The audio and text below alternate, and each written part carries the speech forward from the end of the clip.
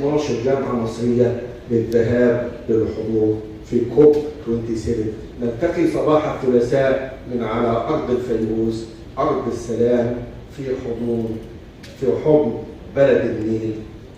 مشروعات الكهرباء النوعية وليست الكمية، فقد تم تركيب الكهرباء في القرى والنجوع والكفر. نرحب ونمتن ونشكر للسادة النواب ضيوف جامعة سوهاج الأعزاء الكرماء، معالي النائب أحمد فوزي عبد الكريم عضو مجلس الشيوخ، ومعالي النائب محمد طارق عضو مجلس النواب، ومعالي النائب أكمل نجاتي عضو مجلس الشيوخ.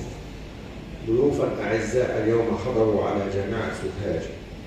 ونغطي ثالثا، نمهد طرقا ونرصف أخرى ونعبد ثالثة، ننشئ منشآت جديدة ونرمم المنشآت القائمة، والأبدع والأروع من كل ذلك مشروعات الصرف الصحي التي امتدت قبل أن أكون قائلا من القيادات الأكاديمية للجامعة. إنني أؤكد لكم أنه خلال العصور القادمة لن نحتاج لكثير من الصرف على النواحي الصحية، فسوف يبرأ البشر تلقائيا من خلال ما سيتم وما سننعم به من نتيجة المشروعات القومية. الغاز الطبيعي ونصدره إلى الدول الأجنبية بعد أن حققنا اكتفاء ذاتيا كاملا من الكهرباء والغاز الطبيعي التي ينعم بها أبناء الصعيد.